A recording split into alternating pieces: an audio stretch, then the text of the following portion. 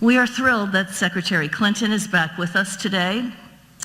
Over 20 years ago, as First Lady, she made an historic speech on behalf of the United States at the UN Conference on Women that took place in Beijing.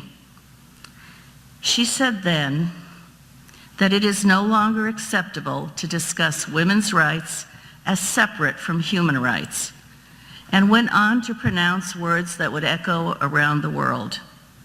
Human rights are women's rights, and women's rights are human rights. It marked a key moment in the empowerment of women as women's rights were chiseled into international law. And it sparked a worldwide movement that continues to this day. Those years found her traveling to over 75 countries on behalf of progress for women and girls, speaking out, for example, against the treatment of Afghan women, leading efforts to combat human trafficking, helping to support women in Northern Ireland who were involved in the peace process. And as she continued to champion these issues, as the first elected woman senator from New York, and then as Secretary of State, she reminded us that women's issues are critical to national security and elevated them as a central component of U.S. foreign policy. And as you all know, in 2016, she became the first woman to run for president of the United States as the nominee of a major political party and won the popular vote. So please welcome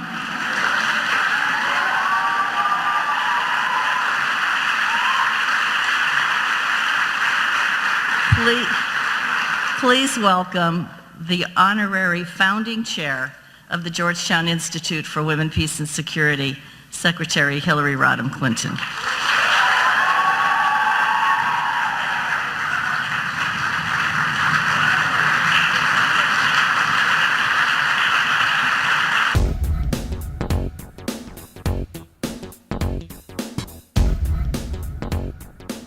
Hello, Georgetown. It is great to be back here, and I am delighted to join you for this award ceremony once again. I want to thank Milan, who has been my partner, my colleague, and my friend for decades now.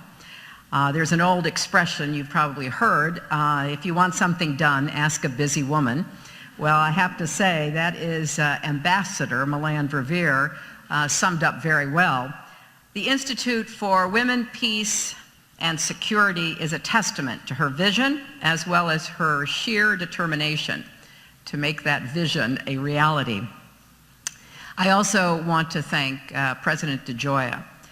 He truly embodies the Georgetown motto of men and women for others, and his leadership about so many important matters, but particularly this institute, is absolutely extraordinary. You know, this university and this institute have flourished because so many people have seen its merit and have understood that it was filling a gap that many didn't even know existed. So I always am delighted to return to the hilltop and to sing the praises along with all of you of heroic women and men who have been recognized over the years for their commitment to advancing women in peace and security.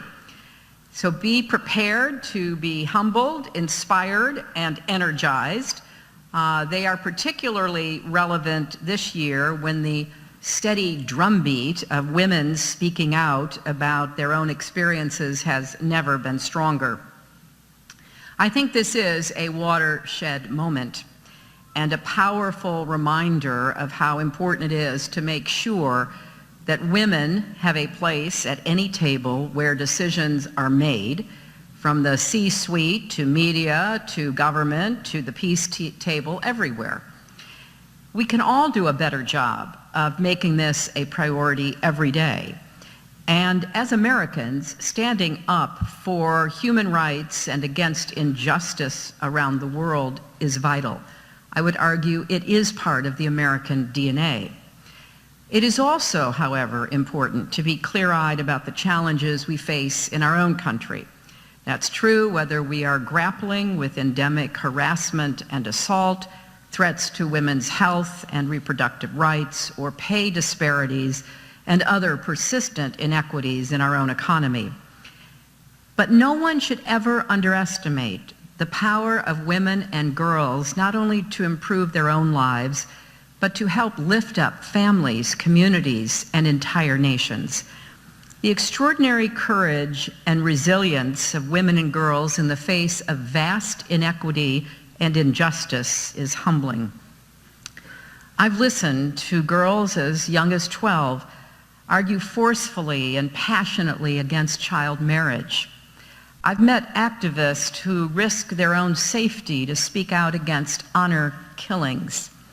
I've held the hands of women and tiny little girls who lived through unimaginable horrors and emerged determined not to be destroyed by what was done to them, but to do everything they could to prevent others from facing and enduring what they had. Through it all, I have seen that women are not only victims of war and conflict, but they are agents of change, makers of peace, and drivers of progress. That was truly the belief behind the creation of the Georgetown Institute for Women in Peace and Security, the first of its kind in the world, back in 2011. We came together to declare that the issue of women's full participation in peace and security could no longer be relegated to the margins of international affairs. And in the years that followed, the Institute has gathered the data to support what we knew in our hearts, that encouraging women's participation is strategic and necessary to peace, prosperity, and security. The tradition of women standing up for human rights and democracy stretches across centuries and continents, from the British suffragists who fought for and won the right to vote 100 years ago tomorrow, before we did, to the women around the world who are at the forefront of taking on urgent global threats like climate change and violent extremism, to today's honorees. There's Nadia Murad, a former captive of the Islamic State, a Yazidi human rights activist who is working to bring ISIS to justice while helping survivors of genocide and human trafficking heal and rebuild their lives and their communities. Nadia's work is close to my heart because for decades we have tried to take on the global scourge of human trafficking. I started working on it as First Lady, as a Senator, as Secretary of State. In fact, it was 20 years ago this March that with the help of your professor, Secretary of State, Madeleine Albright, we worked with the Clinton administration to help change the way that America saw this issue, to recognize human trafficking for what it is, not a cultural artifact, not collateral, but a crime that deserves to be prosecuted. When we first took on this issue, we addressed what we called the 3 Ps of prevention, prosecution, and protection. During my time as Secretary of State, we added a 4th, partnership. We brought together NGOs, governments, and the private sector to fight together against human trafficking and forced labor. And because we know that this is not an issue that affects only the far-flung corners of the world, we made sure that for the first time, the 2010 Trafficking in Persons report included data on human trafficking here in the United States. This is not just someone else's problem. This is all of our problem. Our second honoree, Weiwei Nu, is a human rights and democracy activist from Myanmar. She spent years as a political prisoner under the Burmese military government. One of the horrors of her imprisonment was being cut off from everything that was going on in her society. So out of that experience, she has worked to raise awareness and mutual understanding and improve the human rights of the Rohingya. As Secretary of State, when I introduced Resolution 1888 to the Security Council of the United Nations, it was just months after visiting with survivors of mass rape and brutality in the Democratic Republic of Congo. We wanted to bring together the international community to expand our commitment to combating sexual violence in conflict zones, and we created the first U.S. National Action Plan on Women, Peace, and Security to do just that. It was very gratifying to see the Congress pass a law to codify that national plan just last year, and I look forward to seeing our government implement it. In recent years, the evidence has only grown to support the fact that sexual violence in conflict is both a gross human rights violation and a security challenge. It fuels displacement, weakens governance, destabilizes societies. It inhibits post-conflict resolution and imperils the long-term stability of countries. Clearly, we still have urgent work to do. Just last fall, the current UN Special Representative on Sexual Violence in Conflict traveled to Bangladesh, where hundreds of thousands have fled to escape the crisis in Myanmar. She reported that every single woman she met had either witnessed or endured brutal sexual assault. The stories of the atrocities being committed against Rohingya women and girls, some very young girls, should horrify each and every one of us, and more than that, should spur all of us to action. This is not a partisan issue in this time of such great partisanship. In fact, it's not even a woman's issue. It should be an issue that goes to the very heart of who we are as human beings, to our common humanity. Our third honoree, Lise Doucette, is a reporter who has worked to shine a light on the experiences of women and children in conflict, telling the stories that are too often overlooked.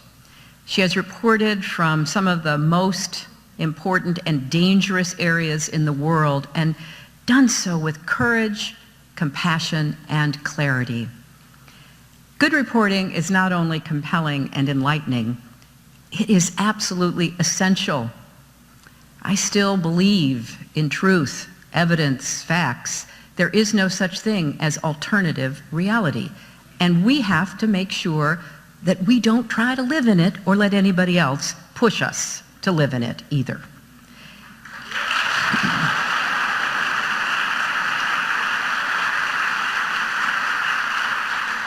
So at a time when expertise, truth, and facts are under siege, the work of journalists like Lise is particularly crucial. Now, it's easy to be overwhelmed by all that's going on at the world and on the world stage and here at home. I know that. I get overwhelmed at least a dozen times a day.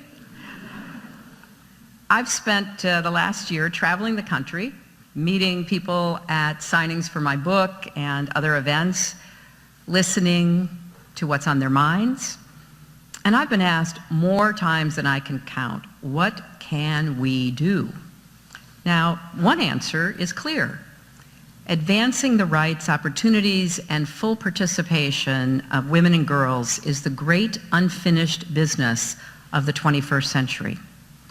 I intend to keep fighting to pursue this agenda and to remain on the front lines of democracy. But the most important question for everyone here is, what can you do? What will you decide to make your mission, your purpose, your passion, to use your education, your mind, your resolve to make our world a better place? And in particular, what can you do to make sure that the lives of women and girls is never again relegated to the backstage somewhere, seen as frivolous or a luxury that we can't afford because of all the other important matters that are facing us? I think the stories of today's honorees are proof of what's possible when we refuse to give in or let our voices be silenced. It is hard to continue to speak up, speak out, stand up against what you think of as obvious wrongs. But do not grow weary.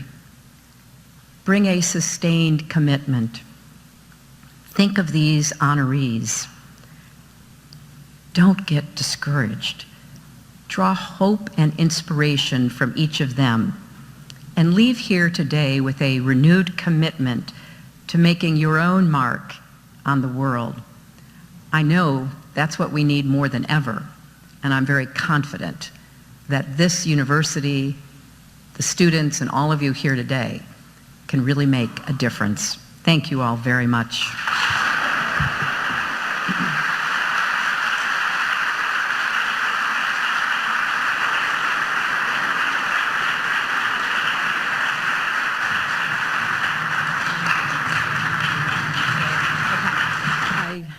I believe that certainly over the last 25 years, in many ways it has gotten better, but the work, as I said in my remarks, is unfinished.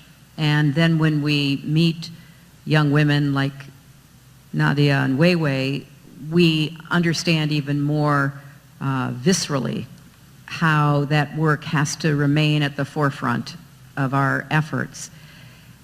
I think that the progress that has been made in laws being changed, in greater awareness, in shining brighter lights, in journalists like yourself, Lise, who listen to these stories and repeat them for the rest of the world.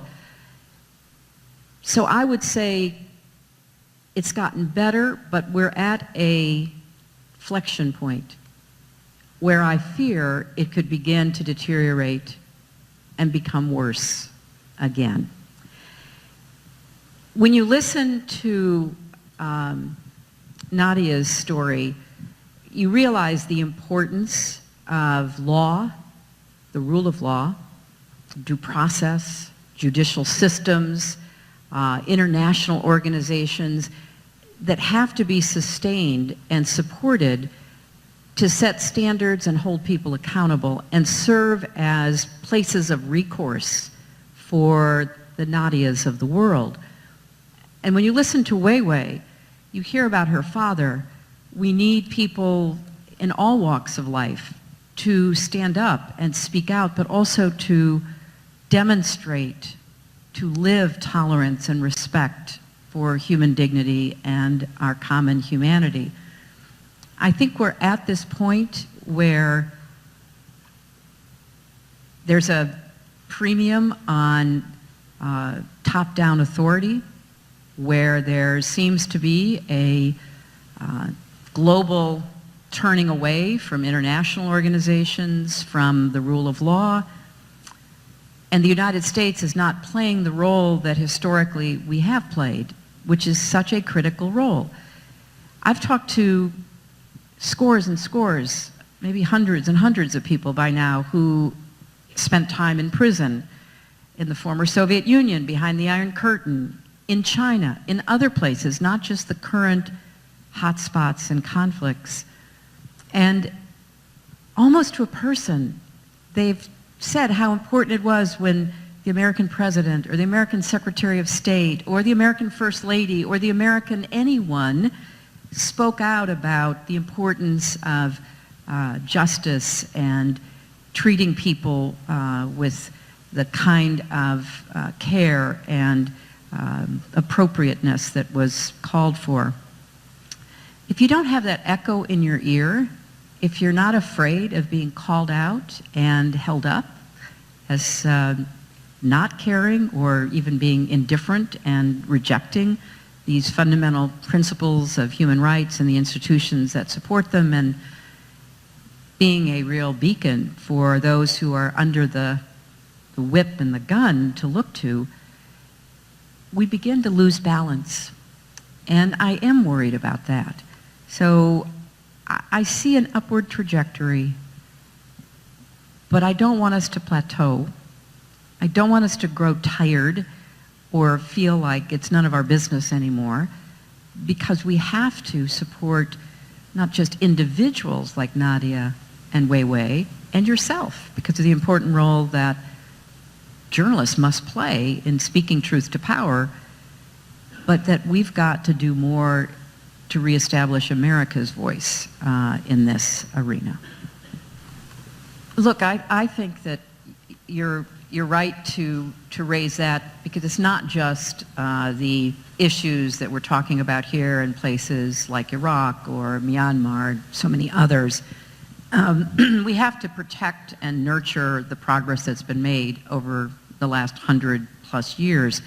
And I'm grateful that right now there's a very vigorous debate in our own country about a lot of these important matters about, you know, women's autonomy and women's rights and the protection of women and the right to speak out and speak up on a range of important questions.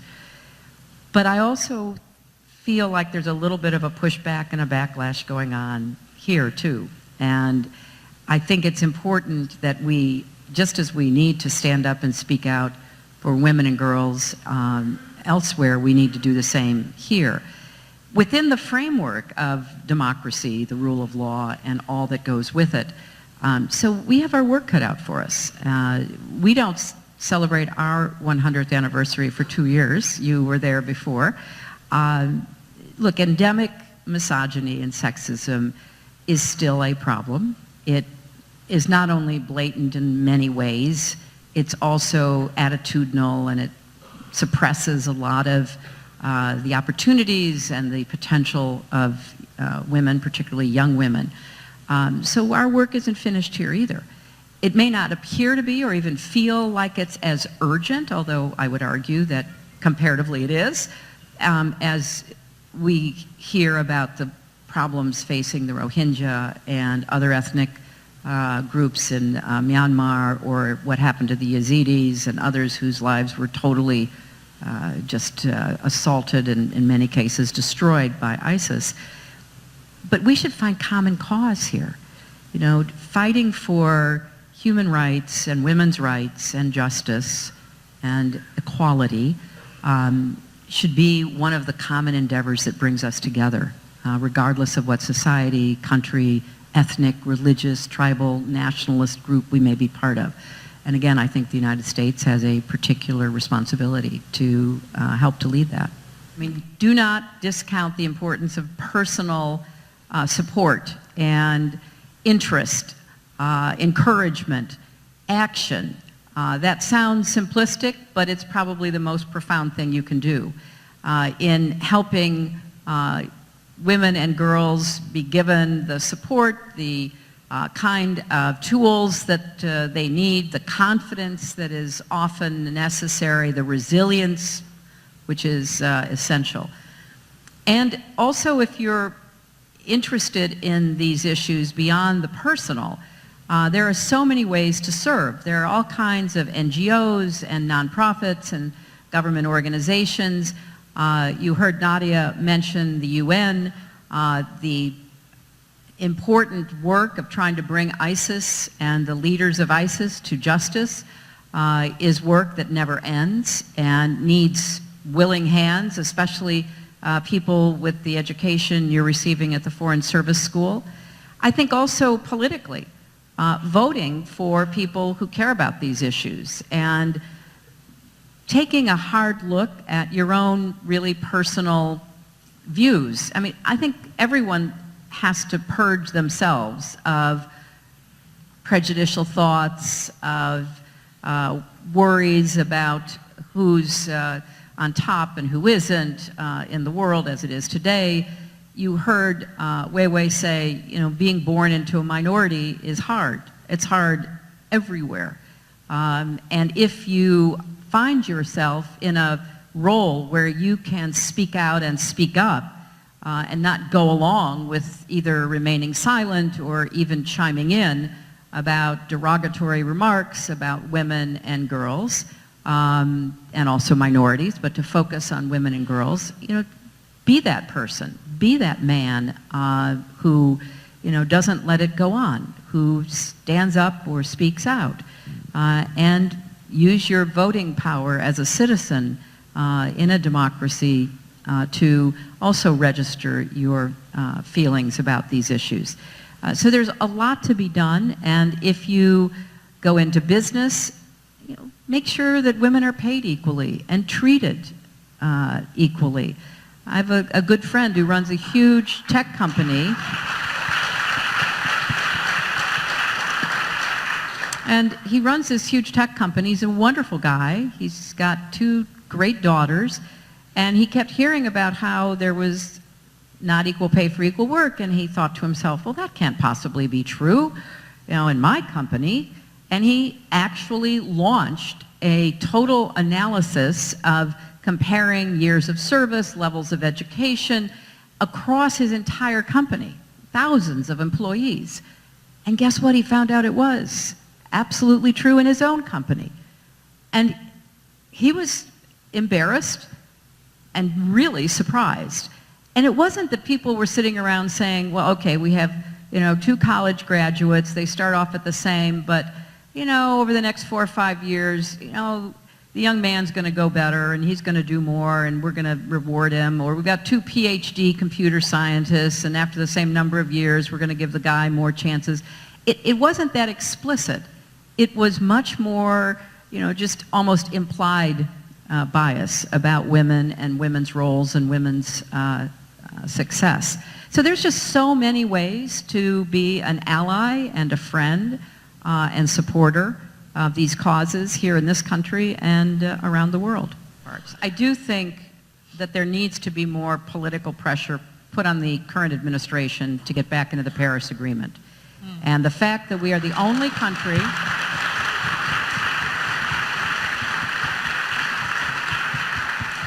country left in the world. Syria actually was the other holdout. They've joined the Paris Agreement.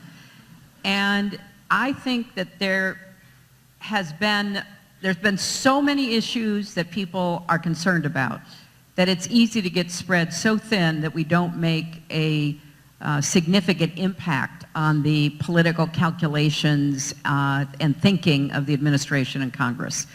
So I would hope that there could be much more activity around climate change with a specific goal, and my suggestion, although there could very well be others, is put the United States back into the Paris Agreement, and lots of student activity, lots of, old-fashioned stuff like phone calling and everything, but also a consistent presence trying to make that case, because that will enable us to try to do more as a country, even though it's going to be difficult, I admit, to try to change this policy.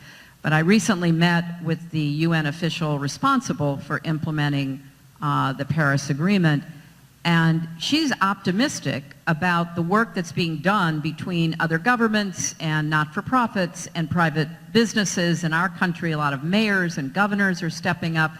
So in addition to trying to put pressure coming from campuses and elsewhere about getting the United States back into the Paris Agreement, there's much that can be done here at home that will be beneficial globally. So looking for ways to work with not-for-profits, even private sector businesses, and certainly governments, volunteering, doing whatever you can to help us organize ourselves here on the local and state level, waiting until we get back into a national commitment. With respect to the rest of the world, I would say that particularly for women, you're absolutely right. They will bear the brunt of looking for the food, looking for the firewood, looking for the place to migrate to when all of the grass is finally gone as the desertification moves south and you have to keep moving your livestock, or your crops are no longer growing, they're burning up in the intense heat that we're now seeing reported across North Africa into the Middle East and into India. So yes, women once again will be the primarily burdened with the problems of climate change. So look for international organizations to support. There are some groups that are planting trees, and people say, well, that's kind of, a simple thing. I want to do something really important. Planting trees is really important. And helping to move toward more drought-resistant kinds of trees and shrubbery, just to try to save the soil, try to create some shade, try to give something to eat, agitating for drought-resistant seeds and seedlings that can be planted and nurtured. Because remember, 60% of the smallholder farmers in the world are women. I'm talking about less than an acre in most instances, so they're out there toiling to grow enough food to feed their own family and maybe have a little extra to go to market. Get involved with the Global Alliance for Clean Cook Stoves, something that we helped to kick off when I was Secretary of State, because changing the way that women and girls cook is good for the environment. It's also good for their health, because the fourth leading cause of death in the world is respiratory illnesses, largely driven by cooking in closed spaces using fuels that affect your lungs. So there are lots of ways, from our own challenges here at home all the way to supporting programs and projects that are taking place around the world that can make a difference in women's lives. There is some progress, not nearly enough, and without the United States government, the national government, being a leader, I think our efforts are going to be certainly hobbled by our lack of involvement. But we can't let that stop us from doing everything we possibly can to try to make a difference on climate change here in the United States and around the world, knowing full well that it will have and is having already a very negative impact in many places, and the burden disproportionately falling on women and children. Thank you. Thank you very much. One last question from the students. Where is Chris from? He's going to graduate in 2021. Is Chris here? Maybe he had to go back to class. There he is. Where's Chris? Chris, you're going to get all of us in trouble. There's no way, man, we can answer this question. Who is a woman in global politics who inspires you? Now, I spoke to Wei Wei about it, and she said, oh, if I name this one and don't name this one, all of us here know so many women in global politics who inspire us. So I'm going to ask all of us to answer this question by clapping now for all of the women in global politics who inspire us.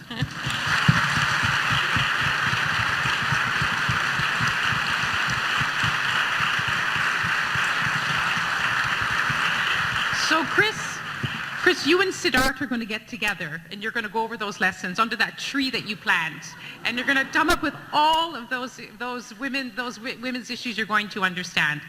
We've come to the end of our discussion. Secretary Clinton, if you could leave us with one last word.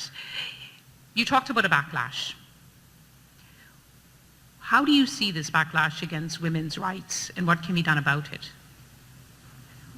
I see it as a reaction that is, driven by lots of different motives. Some of them having to do with people feeling insecure, frightened, disappointed, discouraged, name whatever emotion you want, about their lives and the ongoing globalization of the economy, which is leaving many people out, and we haven't seen anything yet, because wait till robotics and AI, artificial intelligence, really take off.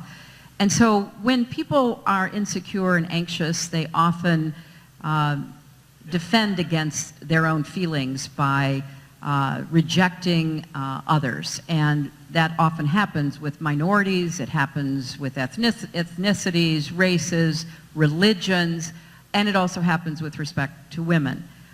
So any of you who've read my book about what happened know that I think that misogyny and sexism was part of that campaign. It was one of the contributing factors, and some of it was old-fashioned sexism and a refusal to accept the equality of women and certainly the equality of women's leadership, and some of it as an outgrowth of all this anxiety and insecurity that is playing on people and leading them in a hunt for scapegoats.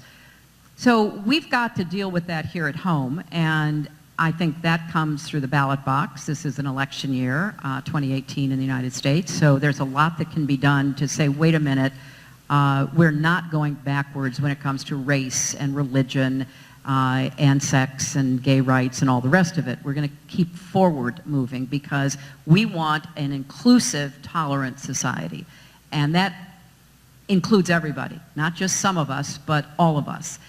So certainly voting remains the principal way that every individual can express an opinion, and anyone who chooses not to vote basically cedes that opinion to others who perhaps don't hold your values.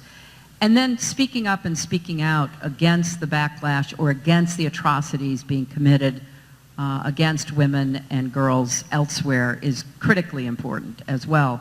And we've talked about some of the ways of doing that. But remaining vigilant, remaining a very committed advocate on behalf of women and girls here at home and around the world, and helping others to understand why you feel that way and why it's important, why you took time out to come to this event for the Institute, all has positive incremental effects. So there's a lot of work to be done, but I end up being very confident and optimistic because we are not going back and women's voices are not shutting up.